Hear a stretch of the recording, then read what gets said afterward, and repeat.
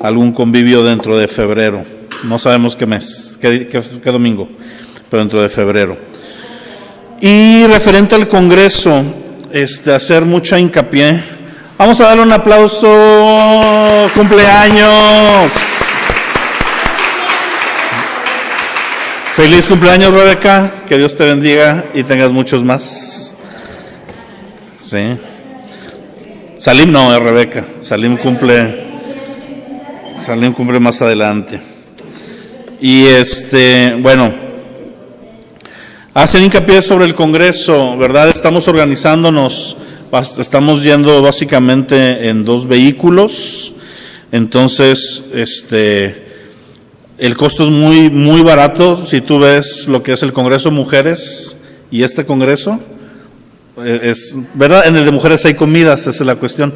Aquí no está incluida la comida. Sí hay una comida que se puede pagar aparte, son otros $200 para la comida del viernes, porque el jueves es por la tarde-noche, o sea, tipo a las 7, todo el viernes, y el sábado se acaba a la 1, ya a esa hora se termina. Entonces solo hay una comida durante los 3 días, y esa se puede pagar también por separado.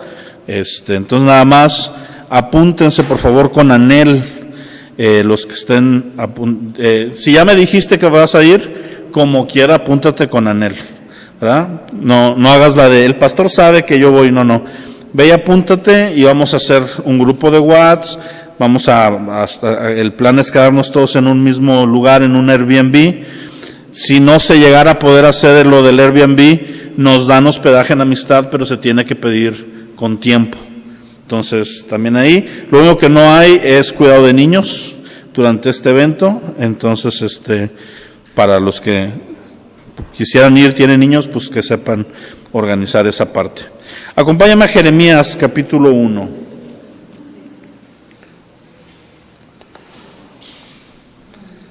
Jeremías capítulo 1.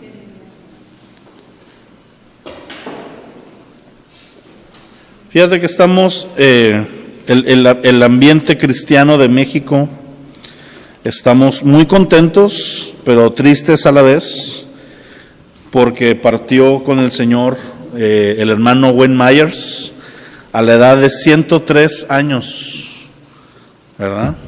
Se aventó 1 siglo y 3 años más. Y sirviendo al Señor desde sus 20s, desde más o menos poquito antes de sus 20 años, se entregó al Señor. Él es un veterano de la guerra. Cuenta que él se convirtió en el campo de guerra, estando en un acorazado y estando bajo bombardeos y tiroteos. Pues le redarguyó, el Espíritu Santo le hizo sentir que se moría y que a dónde se iba a ir. Pero dice que había un grupo de 6, 7 soldados que estaban muy tranquilos, muy en paz, y estaban orando juntos. Y él se acercó con ellos y les dijo: ¿por qué ustedes están tan tranquilos? Porque sabemos que Dios tiene nuestras vidas en sus manos, de tal manera que si Él quiere guardarnos, nos va a guardar, pero si partimos, vamos a estar con Él, y estamos tranquilos. Y entonces él dijo: yo quiero conocer a ese Dios. Y le entregó su vida a Cristo. Empezó a caminar, a servir. Al poco tiempo se vino de misionero a México. Casi todo su ministerio lo hizo de misionero en México. Y él se caracterizó por ser una persona que, él tiene una frase y dice: debemos descubrir el secreto para tener una vida que da y no una vida que busca recibir. Y él, a lo largo de lo que se llevó cuentas, porque ahora sí que hay muchas cosas que se hicieron y no se registraron, pero al menos más de 6,000 iglesias fueron construidas y techadas, algunas, y otras construidas desde cero, las instalaciones, en las sierras, en rancherías, aquí en México, por medio de su ministerio. Él mucho se enfocaba a compartir sobre el dar, levantaba ofrendas y las enviaba a misioneros. El hermano Wayne fue un hombre tan importante en cuanto a las misiones en México y en Estados Unidos, que en el Instituto Bíblico Cristo para las Naciones en Dallas tienen un día que se llama el Día del Hermano Wayne. Y ese día todos los alumnos regalan cosas entre sí. Todo se trata de darse, porque fue algo que lo caracterizó. Y vaya que dio su vida en México. Fue un padre espiritual para nuestros pastores, para la iglesia en general en México. Y pensando en eso, siempre que se muere alguien así, que el Señor ha usado y grandemente, yo me quedo como pensando varias cosas. Y una de las cosas que me quedo pensando es, ¿y quién irá a ocupar su lugar? Porque deja un hueco, ¿verdad? Deja zapatos ahí que se ocupen. Y los que siguen en la línea, pues son hombres como mi pastor, ¿verdad? Que ya anda en los 70s. Yo lo conocí en sus 50s, ya tengo 20 y tantos años que lo conozco. Y ya está entrando a los 70s. Cuando yo conocí al hermano Wayne, tenía 75, ¿verdad? Entonces lo toqué todavía agarrar como lo que ya va mi pastor. Y pues luego van a ir creciendo ellos y van a ir llegando otros. Y voy a ir creciendo yo y van a ir creciendo y llegando otros pastores. Y es un ciclo bien bonito, pero sobre todo me quedo pensando, siempre que fallece alguien así, me quedo pensando en el día que me toque partir a mí. Y yo quisiera, ¿verdad? No por orgullo, no por un deseo de reconocimiento, pero a mí me gustaría que se expresaran de mí como se expresan de hombres que han partido, que dicen, nos dejó algo ahí. Y eso no es para los pastores, eso es para todo creyente. Todo creyente cuando parta de esta vida tiene que dejar un legado, tiene que dejar un eco, tiene que dejar un por qué estuvo aquí. Tuvo que haber afectado vidas, algunos afectan mayor cantidad de vidas que otros. Los números no son lo importante, lo que importa es realmente caminar de la manera que el Señor ha destinado para nosotros. Y en Jeremías capítulo 1, versículo 4, versículo conocidísimo, dice, vino pues la palabra del Señor a mí diciendo, antes de que te formase en el vientre, te conocí. Y antes de que nacieras, te santifiqué, y te di por profeta a las naciones. Y yo dije, Señor, he aquí no sé hablar, porque soy niño. Y me dijo el Señor, no digas soy un niño, porque a todo lo que te envíe irás tú, y dirás todo lo que te mande. No temas delante de ellos, porque contigo estoy para librarte, dice el Señor. Este pasaje es un pasaje muy hermoso, guarda muchos principios, muchos puntos importantes. Podríamos quedarnos en este pasaje por toda una serie de todo un mes, no lo vamos a hacer. Pero lo primero que me llama la atención es cómo comienza, ¿verdad? Antes de que te formare en el vientre, te conocí, y antes de que nacieras, te santifiqué. La palabra santificar muchas veces no entendemos nosotros el significado original de esta palabra. La palabra santo en el hebreo es la palabra kadosh, y en el griego es la palabra hagios, que significa básicamente separar algo. Cuando hablamos de que algo está siendo santificado, estamos hablando de que algo está siendo separado del resto, lo aparta. Cuando dice el Señor a Jeremías, te santifiqué, estaba diciendo, te separé. Te puse aparte, ahora sí que eres harina de otro costal, tú te cueces por separado, ¿verdad? Y te separé con un propósito, te separé para que fueras profeta a las naciones. Di conmigo, el Señor tiene un propósito y tiene destino para mí. Ahora, lo más importante de esto es que después de que lo hayas repetido, te lo creas. ¿Por qué? Porque muchos de nosotros no hemos entendido ese principio donde el Señor, desde que nacemos, antes de que tú y yo ya estemos aquí, dice la palabra también en el Salmo, que Él nos entretejió en el vientre de nuestra madre, que Él nos iba formando nuestra vida. Y dice también ese Salmo que hay un libro de la vida de cada uno de nosotros, donde hay cosas que Dios ha escrito acerca de nosotros, acerca de nuestro caminar, acerca de lo que Él espera y quiere de nosotros. Cuando yo veo vidas como la del hermano Wayne, que te da un ejemplo, o veo las vidas como las de mi pastor, o veo las vidas de hombres de la palabra, Pedro, Pablo, Juan, ¿verdad? Cuando veo hombres del Antiguo Testamento, un Moisés, un David, un Elías, gigantes de la fe, que son referencia para nosotros, que nos inspiran. Luego, cuando te metes a ver la historia de la iglesia, ves hombres como un Martín Lutero, como un Juan Wesley, un Charles Finney, hombres que a lo largo de la historia han hecho grandes cosas por el reino de Dios, y básicamente por quienes el evangelio ha sido una cadena que se ha ido siguiendo y siguiendo como Jesús lo anunció. La semana pasada te hablaba de la Gran Comisión, ¿te acuerdas? Cuando Jesús les dijo a sus discípulos: vayan a todas las naciones y hagan discípulos. Eso Jesús se lo dijo a un grupo de alrededor de 70 personas, entre los 12 y los 70 que estaban. Cuando cayó el Espíritu Santo en el libro de Hechos, que fue la primera predicación de Pedro, los que estaban reunidos en el aposento alto eran un grupo de más o menos 100 personas, 120 personas. O sea, era un grupo reducido, es un grupo pequeño. No eran miles, no eran decenas, no eran cientos de cientos, eran 100 personas. 12, 70, 100. Pero que tomaron el llamado que Dios les dio, que entendieron también, con otras palabras tal vez, lo que Jeremías entendió, y es que había un propósito en sus vidas, y empezaron a vivir su vida con el propósito de cumplir su propósito. Valga la redundancia. ¿Cuál es tu propósito? Cumplir mi propósito.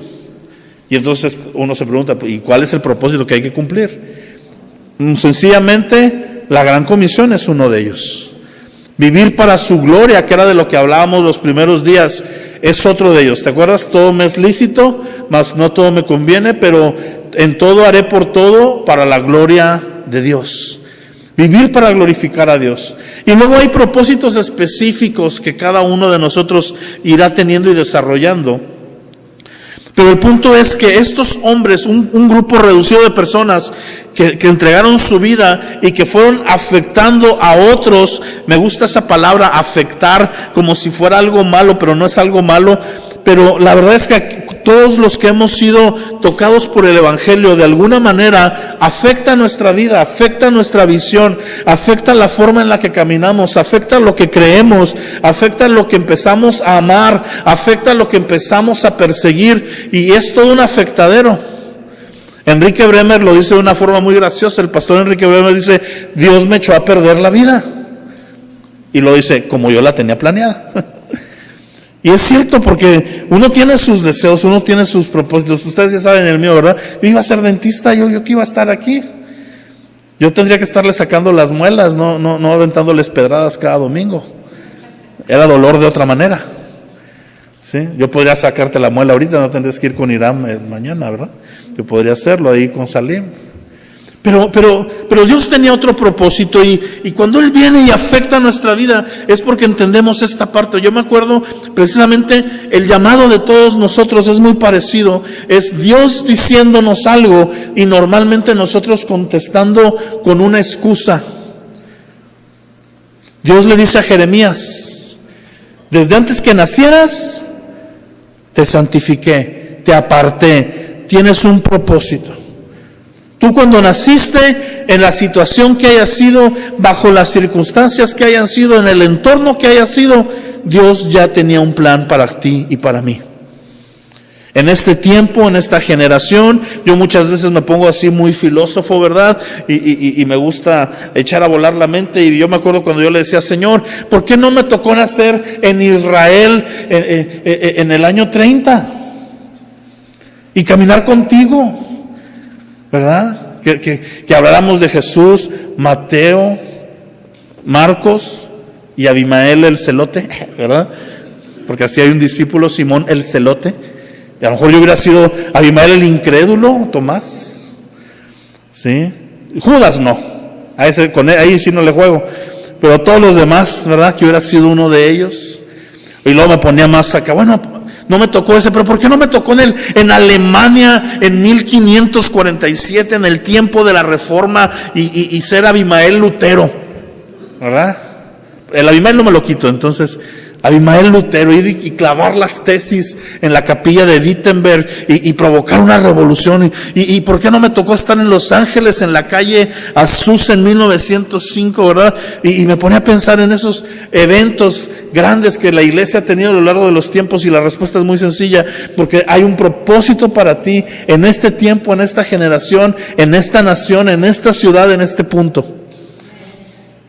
Ahora, y eso no es para mí exclusivo, repito, es para todo aquel que cree. Yo te quiero hablar el día de hoy de vivir una vida profética, de vivir una vida místicamente. Cuando hablamos de profético, uno se imagina una vida profética, voy a andar por la calle diciéndoles palabras a la gente. No. Una vida profética es bien sencillo. Es una vida escuchando a Dios y obedeciendo a Dios para caminar en su propósito. La característica principal de un profeta es que escucha la voz de Dios y entonces puede hablar lo que Dios habla. Y Jeremías era muy niño cuando se le da esta palabra, era muy joven y se sentía inexperto, ¿verdad? Y Dios le dice, antes de que le suelte la excusa, le dice: y ni me digas que eres niño, porque vas a hacer lo que yo digo que vas a hacer. Vas a hablar lo que yo voy a poner en tu boca y vas a cumplir el propósito que yo voy a poner en ti. Y tú ves el libro de Jeremías y es un libro hermoso. Jeremías escribe de las profecías más difíciles para Israel, pero también escribe pasajes que a mí me encantan. Jeremías es ese profeta que al pasar el tiempo nadie se convertía y nadie agarraba la onda, inclusive lo apedreaban, ¿verdad? Lo tenían, en una ocasión lo metieron dentro de una cisterna ahí sucia y en vez de la cárcel lo aventaron a ese pozo y estaba lleno de lodo y de mugre y ahí estando él desanimado, voltea al cielo, ¿verdad? Y se enoja y le dice: Señor, siempre profetizo tu palabra, siempre hablo lo que me mandas, y en vez de que la gente agarre la onda, me va mal. ¿Sabes qué, Señor? Ya no voy a predicar tu palabra. Pasó su tiempo de crisis y él escribe eso, dice: yo dije a mí mismo, ya no habré de predicar tu palabra. Dice, pero en ese momento tu palabra se volvió un fuego ardiente en mi interior, quise negarte y no pude. Y aquí sigo. Jeremías también escribe: más fuerte fuiste que yo, Señor, y me venciste. Me sedujiste, oh Dios. Una vida profética, mis amados, es una vida que camina de acuerdo al propósito y a la voluntad de Dios. Y para que tú y yo caminemos en el propósito y en la voluntad de Dios, tiene que haber varios factores. El primero es conocer, tener una comunión íntima con Dios para que nos pueda ser revelado qué es lo que Él quiere de nosotros. Pero número dos, tenemos que hacer caso más a su palabra que al impedimento. Muchas veces nosotros ya sabemos cosas que Dios nos pide hacer y no accionamos por el miedo. El miedo tal vez a no tener el recurso económico o material para hacerlo. El miedo a no ser capaz de desenvolvernos en la tarea. El miedo a no ser el indicado. El miedo al fracaso. El miedo a empezar algo y que no prospere. O el miedo a la burla. El miedo a la persecución. ¿Qué sé yo? Pero tenemos que romper con eso. A Jeremías se le dijo bien claro: no digas, soy niño. Ve la vida de Moisés y es muy parecida. Viene Dios y le dice a Moisés: vas a hacer esto, esto y esto. Y lo primero que dice: Señor, soy tartamudo, no sé hablar. ¿El problema es ese? Ok, te mando un intérprete. y le mandan a Aarón. Y cada excusa que hemos visto que alguien pone delante de Dios, Dios la corrige. Cuando viene con Abraham, tú vas a ser una nación grande, de tu simiente van a ser benditas todas las familias de la tierra, y tu descendencia, si la pudieras contar las estrellas del cielo o la arena del mar, así será tu descendencia. Le dice a Abraham, está bien chido eso, pero ya estoy viejo, no tengo hijo, mi esposa tampoco y no podemos. El problema es el hijo. Yo te lo doy. Yo te hago el milagro del hijo. Y así continuamente. Así que yo no sé cuál sea tu impedimento, cuál sea tu miedo, cuál sea tu yo soy niño. Tal vez tú dices, ya estoy muy grande. Siempre les comento testimonios, gente, y no es como los papás, ¿verdad? Que les dicen al hijo desobediente, ¿por qué no eres como tu hermana? O ¿por qué no eres como tu hermano, verdad? Cuando yo andaba de burro, ¿por qué no eres como Saúl? Yo creo que cuando pasó el tiempo dijeron, qué bueno que no eres como Saúl, ¿verdad? Pero todos nos aplicaron esa, ¿verdad? ¿O no te la aplicaron a ti, Anel? ¿Por qué no eres como Elín? ¿Verdad? Todos nos aplicaron una. Pero yo te pongo ejemplos. Y hace 2-3 semanas estaba la reunión de amistad en Monterrey. Yo estoy en una reunión todos los martes con la red de pastores. Y estaba viendo a un matrimonio en sus 60s más o menos. Hombre entre 50 años, 60 años. La mujer también. Dando su vida en Camboya. Predicándonos de que estaban abriendo una iglesia ya bajo la cobertura de amistad, cómo tienen alrededor de 4 años allá, llegaron y empezaron a juntar niños ahí del barrio para enseñarles inglés, ¿verdad? Y por medio de eso el evangelio, y ves un matrimonio que ya pasaron sus años jóvenes, ya levantaron hijos, ya sus hijos son profesionistas, ya se casaron algunos, y ellos en vez de decir ya me voy a retirar, ya me voy a jubilar y vámonos a vivir a Cancún, ponemos ahí un bungalow a la orilla de la playa y ahí vivimos nuestros últimos años, tú te sales a pescar ahí con una red, yo me pongo a hacer ahí tejidos, ¿verdad? Bien romántico el asunto, bien hipioso. O en vez de decir, ¿sabes qué? Pues vamos a una casa de retiro, acá fresona, que nos atiendan, que tenga billar, que tenga bingos y loterías. No, dicen, vámonos a servir al Señor. Oye, pero es que eso lo hacen los chavos descacerados. Eso lo hacen los chavos que todavía ni se casan, ¿verdad? El pastorado lo aceptan aquellos que no tienen nada que perder, que todavía no tienen nada hecho en la vida, que se pueden acostar en el suelo, ¿verdad? Y no andan adoloridos. No, mi amado, el llamado es para todos. Y en sus 60 años están sirviendo al Señor como si fueran un matrimonio de 18 o 20 que se va a las misiones. Y Dios los está usando. Y retan nuestra vida. Yo digo, si ellos a sus 60 pueden, yo todavía estoy fuerte, yo todavía puedo hacer mucho. ¿Y qué estoy haciendo? Y empieza un reto porque sus vidas inspiran. Yo te pregunto a ti, ¿a quiénes estás inspirando con tu vida? ¿A quiénes estás retando con tu ejemplo si estás tomando el camino del Señor? Ahora, acompáñame a Timoteo. Ahora te digo, 1 o 2, pero voy ubicando Timoteo.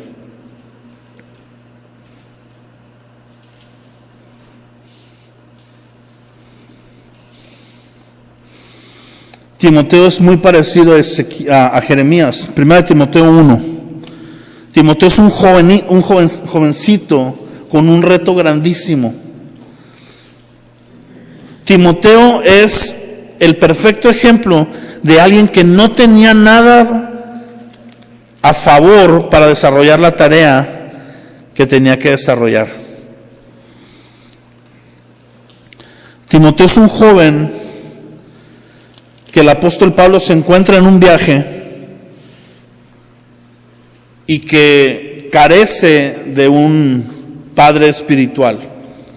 Tiene un padre físico, pero su papá no está presente. No sabemos si ya no está en casa o si está en casa y es un pasguato. Pero sabemos que Timoteo hereda la fe de su abuela Loida y de su mamá Eunice, así lo dice Pablo. Y Pablo ve en él material, Pablo ve en él un joven que va a servir y se lo lleva de viaje. Lo agarra y le dice a la familia, ¿me lo sueltan? Sí, órale, y se lo lleva de viaje misionero. Y pasan los años, pasan las épocas, Timoteo crece un poco, pero no mucho, se lo lleva como de 14 años, y cuando está escribiendo la carta a Timoteo, Timoteo tendrá entre 19 y 21 años. Yo me acuerdo cómo me encantaba a mí leer Timoteo cuando recién me convertí en pastor, porque yo fui un pastor muy joven. Yo comencé a pastorear a los 24 años. Ahorita digo, ¿quién me permitió hacer eso, verdad? Pero gloria a Dios. Yo veo a los chavos de 24 años ahorita y todavía andan jugando maquinitas, me explico, todavía están en el FIFA y muchos no saben ni siquiera pagar la luz, pagar el agua, hacer algún trámite, ¿verdad? Se quedan mudos delante del de Burger King, no saben qué pedir. Y yo a esa edad empezaba el ministerio. Y cuando uno empieza el ministerio, cuando yo empecé a los 24 años, nadie me tomaba en cuenta. Muchos decían que no podía ser pastor simplemente porque no estaba casado. Imagínate todo el tiempo que me iba a esperar, de los 24 a los 41. ¡Ja! ¿Sí? Así como dijo Maradona, lo que se hubieran perdido, ¿verdad? Dijo Maradona, el jugador que se hubieran perdido si yo no hubiera hecho coca, ¿verdad? Si yo no me hubiera drogado, se perdieron de un jugador que no pudieron. Bueno, así yo, si hubiera sido por la boda, o me hubiera casado con la primera que encontrara para poder ser pastor. Una de las dos tragedias hubieran pasado. Qué bueno que ninguna pasó. Y entonces yo me sentí identificado porque Timoteo hereda una iglesia de las más grandes de ese tiempo. La iglesia de Éfeso, se calcula que en la ciudad de Éfeso había alrededor de 2,000 a 5,000 creyentes que estaban acostumbrados al apóstol Pablo, que Pablo fundó la iglesia y les deja a Timoteo, y entonces él recibe estas cartas para que ser guiado y saber cómo poder predicar y cómo poder atender la iglesia. Y en ese espíritu Pablo le escribe esta carta, y fíjate lo que dice en el versículo 18. Este mandamiento, hijo Timoteo, te encargo. Si eres de los que subraya lo que sigue. Dice, para que conforme a las profecías que se hicieron antes en cuanto a ti, milites por ellas la buena milicia. Fíjate qué tremendo. Timoteo, te quiero recordar una cosa. Sobre ti hay profecías. Hay palabras que Dios ha hablado que tú vas a cumplir, que tú vas a hacer. Yo anoche estaba platicando con Aneli y estábamos acordándonos de algunas profecías que Dios nos ha dado en cielos abiertos a lo largo de años y cómo algunas se han cumplido. Te voy a dar el ejemplo de una. Yo tengo un amigo, me omito el nombre porque pues, se graba, ¿verdad? Y no le pedí permiso para contar el testimonio. Pero él y su esposa llevan mucho tiempo de casados, o bueno, bastantito tiempo de casados, no siglos, pero ya brincaron la década. Y en sus primeros años comenzaron a visitar la iglesia. Venían a cielos abiertos por ahí de cuando estábamos en el Salón de Nuevo León y nos pasamos al segundo piso, más o menos en esa época. Y ellos comenzaron a buscar al Señor con un deseo muy genuino porque ellos deseaban embarazarse y no habían tenido esa gracia. Y en medio de una reunión de esas donde caía el Espíritu Santo y todos orábamos por todos y salíamos todos llenos de mocos, llorosos, y las mujeres sin el rímel todo corrido y así. En una de esas, Dios me da una palabra para ella, para la esposa. Ya no la acompañaba el esposo, ya ahí venía ella sola. Y me acuerdo que la palabra que yo fui y le dije, mira, Dios dice que te va a dar ese hijo que estás esperando. Yo no digo esas palabras si no me consta muy fuerte en mi espíritu que es Dios. porque echarte una palabra así y que no se cumpla, en el Antiguo Testamento me apedrearían. Y como por 8 años corrí riesgo de ser apedreado. Porque yo fui y le di esa palabra y yo sentí una certeza, mira, Dios te va a conceder esto, no desmayes, tú sigue confiando.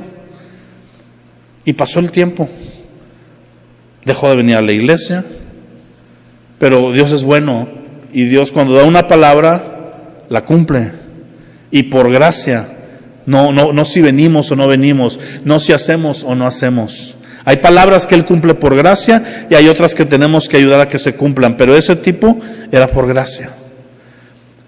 Y yo la dejé ahí en el cajón de los recuerdos y hasta de repente me sentía mal, de repente dije, ay, le di esta palabra a tal persona y pasa el tiempo y nada. Y pues cuando está jovencito uno, ¿verdad? Y pasando esos años, pues no hay tanta bronca, pero ya cuando empezó a entrar a los 40 casi, yo, nada. Y de repente, me invitan a almorzar y voy a almuerzo ahí, estamos almorzando. Me dicen, oye, ¿qué crees? ¿Qué? Me dice, mi esposa está embarazada. 8 o 9 años casi después de esa palabra. Y lo primero que me dijo el Espíritu Santo en el corazón, dile que yo cumplo lo que prometo. Y le dije, ¿sabes qué? Esta palabra yo sabía que iba a pasar, ya ahora sí, ya desde el otro lado, ya bien lleno de fe, ¿verdad? Y yo, fíjate que el Señor le había dicho, y es un regalo de Dios y lo van a tener. Y en medio, un embarazo medio complicado, y cada vez que porque me mandaba mensaje, oye brother, ora por nosotros, trae un sangrado, anda, tú confía. Dios dijo, Dios lo va a hacer. Y esa es una palabra profética que se dio. Pero a Timoteo le habían dicho lo que Dios iba a hacer con él. Y Pablo le está diciendo a Timoteo, Timoteo, yo te encargo que de acuerdo a lo que se habló de ti, actúes. Milita, camina de acuerdo a la palabra profética que se ha hablado de ti. Muchos de ustedes tienen palabra profética, yo les he dado palabra de cómo Dios los quiere usar en una o en otra área. Y algunos que no tienen la que yo les he dado, tienen una mejor, Dios mismo se las dio.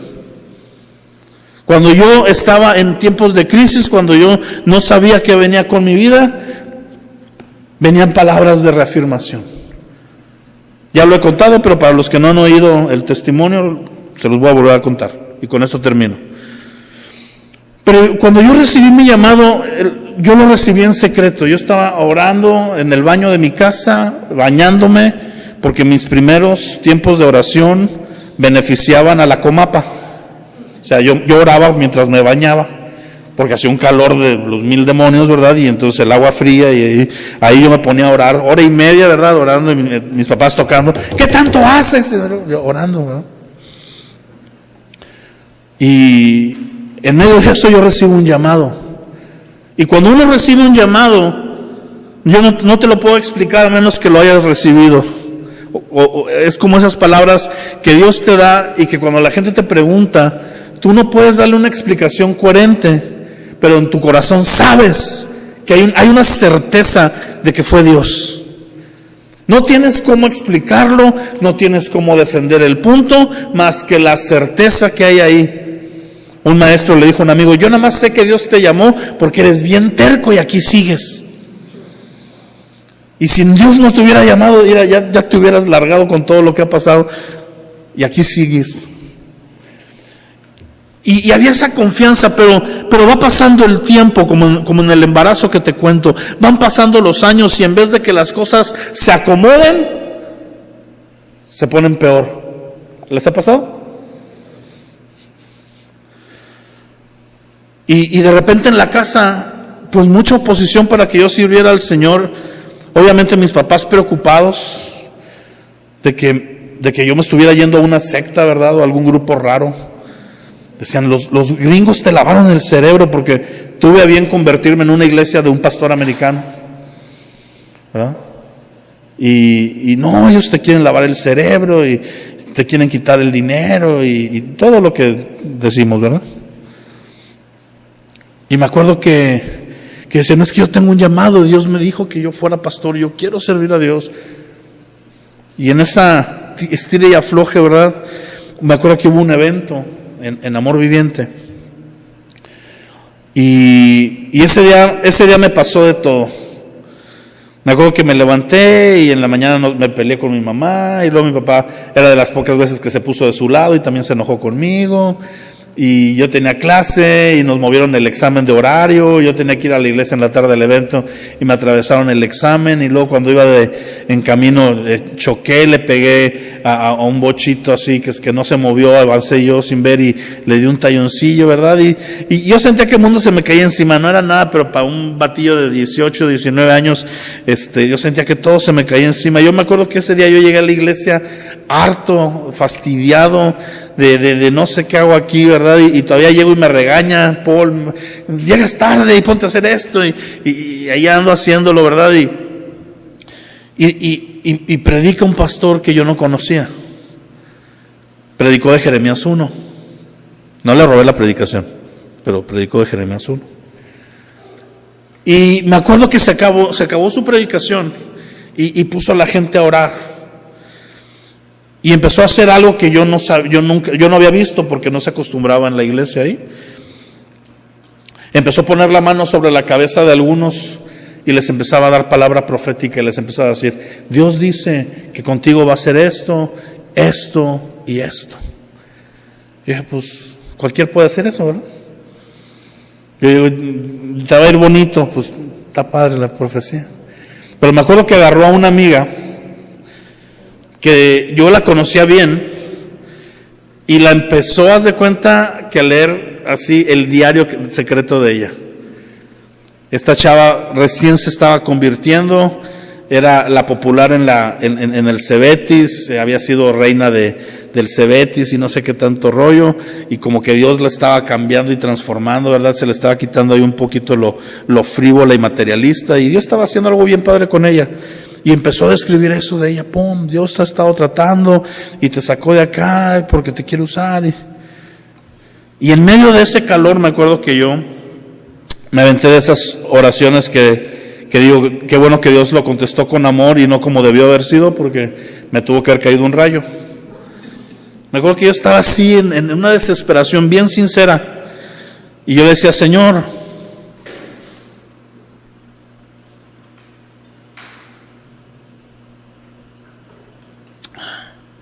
yo decía, yo te quiero servir, me muero por hacerlo, pero es una bronca tras bronca tras bronca. Dije, yo creo que yo oí mal, yo creo que yo me equivoqué, porque en vez de que se acomode todo es peor.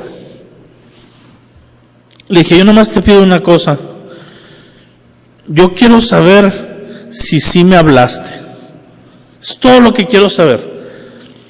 Porque si sí me hablaste, pues le voy a echar ganas. Pero si no, ya no me quiero estar peleando. Mira, yo soy feliz acomodando sillas, me dedico a la odontología, termino la carrera, me dejo de pelear con mis papás y diezmo, ¿verdad? Apoyo desde ahí, desde esa trinchera. Yo voy a ser el más fiel. Pero dime si sí. Y si no me dices nada, para mí es que no. Ahí es donde digo que Dios dijo, ajá, ¿sí? ¿Y la nieve? Dije, si no me dices nada, si yo me voy sin que alguien me diga algo puntual, yo voy a tirar todo.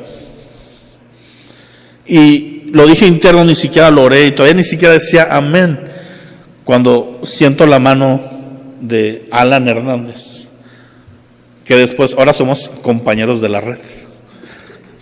Los dos somos pastores bajo la misma red, y él habrá tenido unos 32 años, yo tendría 19, 20 años. Y pone su mano sobre mi cabeza y me empieza a decir,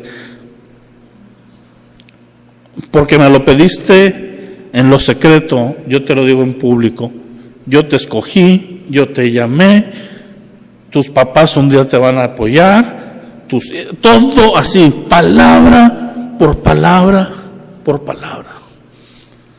Yo te voy a abrir las puertas, yo te voy a sostener, nunca te va a faltar, yo voy a hacer contigo, te voy a dar esto, me habló de todo, hasta de Anel me habló porque me habló de una esposa que todavía ni llegaba. Y me acuerdo que yo terminé y dije, jamás, nunca en la vida vuelvo a preguntar. Sí. Y me acuerdo que en los tiempos, porque después vinieron tiempos más difíciles, yo me topé con este versículo y yo decía, hay una palabra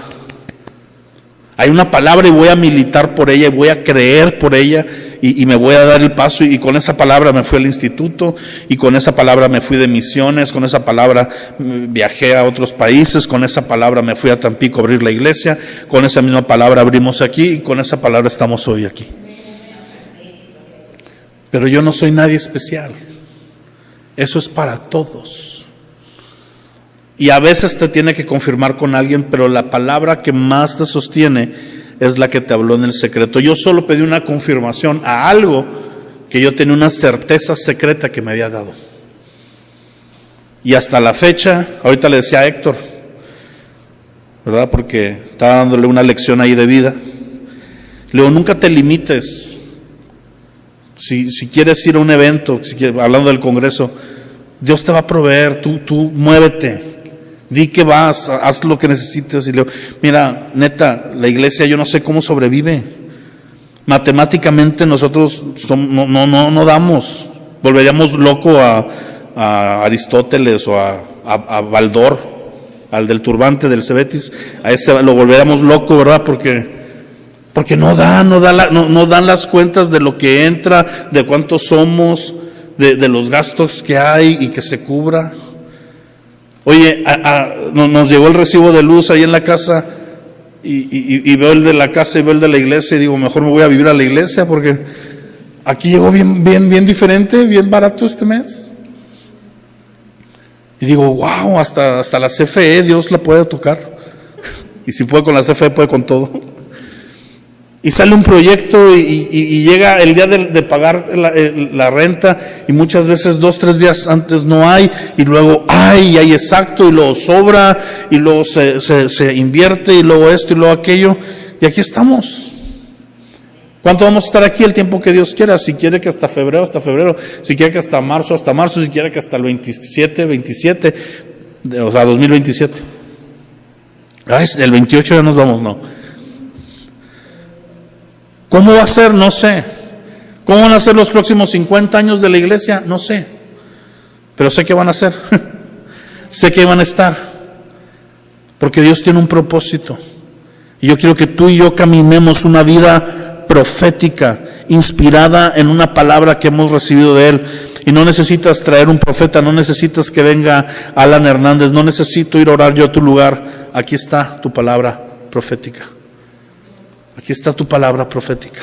Pedro así lo dice, tenemos la palabra profética más segura. Tómala y camina por ella.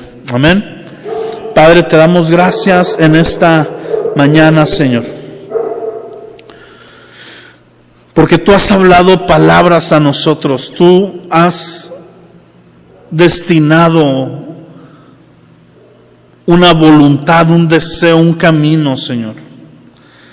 Antes de que naciéramos, mientras nos formabas, tú ya habías estipulado qué querías de nosotros.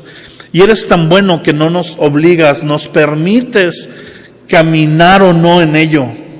Pero ¿cómo nos conviene hacerte caso? ¿Cómo nos conviene descubrir tu propósito y caminar en eso? Y esa es mi oración para la iglesia el día de hoy, Señor.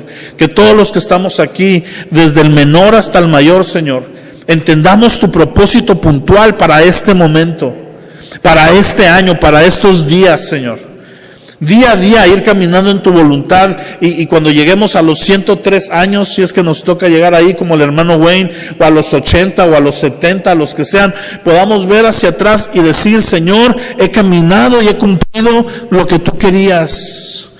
Que podamos cerrar los ojos de este plano, abrirlos delante de ti y ver a Jesús con los brazos abiertos diciendo, bien has hecho, buen siervo fiel, entra al gozo de tu Señor. Poder escuchar, lo lograste, lo cumpliste, caminaste y saber que todo valió la pena, Señor.